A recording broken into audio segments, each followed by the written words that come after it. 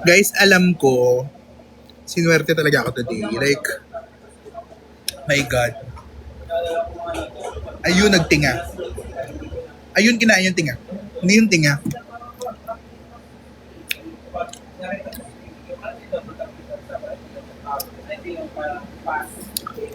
Bukas, orange kami. So, feel ko mag-ano ako. Zara Larson attack. Wow. Yung lashes po ay gawa ko. So, ayan. Meron siyang mahaba at may... Ako po gumagawa ng mga lashes ko. Ano sinalihin mo, Queen? Miss Q&A. Mediocre si company, never sang kalikay to Pontaras. Hindi ko kasi talaga alam, mantel nga pala yun. Hindi po kami magka-size ni Mother V.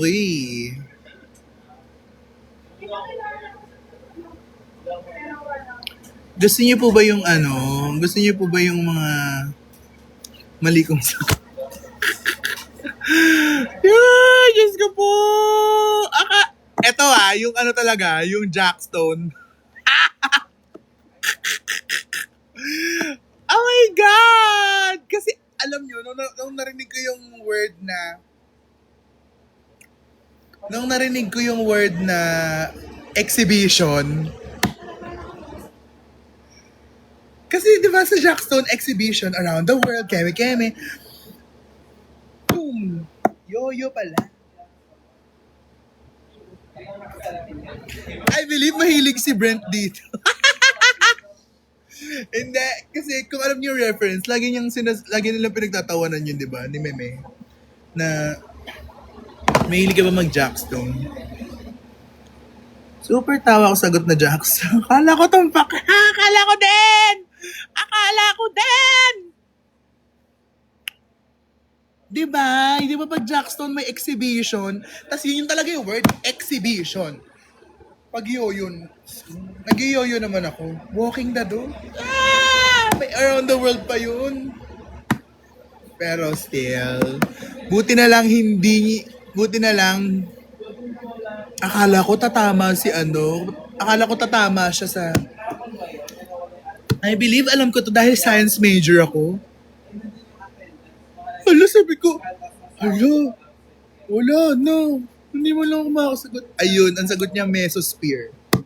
Tapos, yung, ano sa Tagalog, ang spring, alam ko talaga yun. Kasi, di ba, mahilig kaming hot spring. Totoo mahilig kaming mag-swimming sa mga hot spring.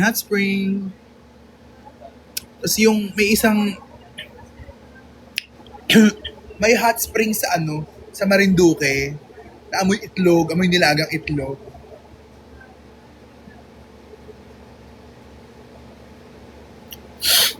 Guys, may lahi ba kayong Dutch? Dutch may tomboy. Alam nyo, eto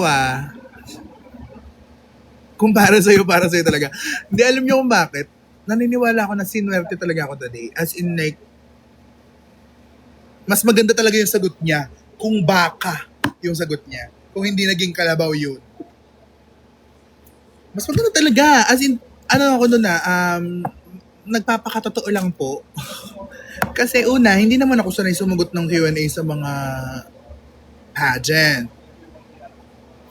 Pero, at least, ako, nasagot ko yung tanong. Nasagot ko naman yung tanong Medyo nalito lang ako. Pag ando na kayo guys, ang daming nangyayari. Like, dito ka pumunta. Dito ka pupwesto, ganito, ganyan. So parang,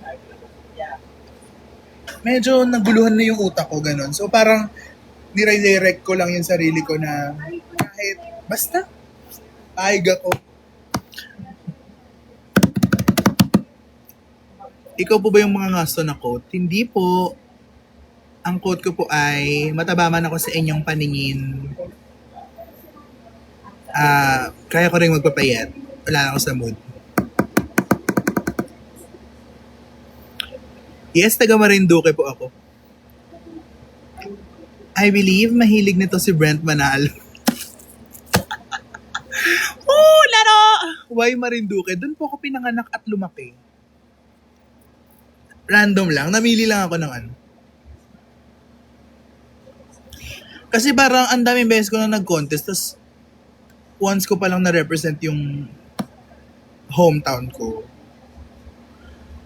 Thank you so much. This mug is, wala lang. Gusto ko lang drag queen ako tignan sa TV.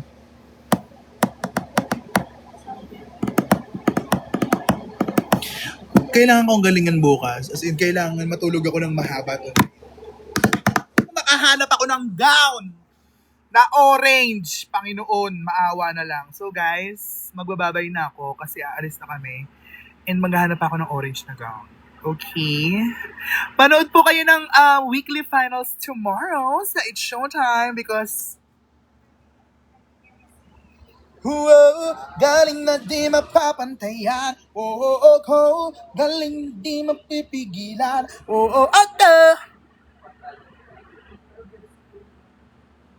Pasabog na gown please. Guys, alam nyo, wala nga akong gown na orange eh.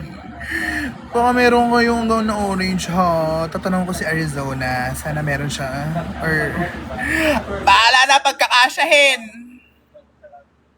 Hindi naman po kami magka-size ni Ari. Pero let's see. Let's see. I love you guys. Thank you so much. Saan ka sa Marinduque po? Gasan. Libtangin Gasan, Marinduque. Bye everyone!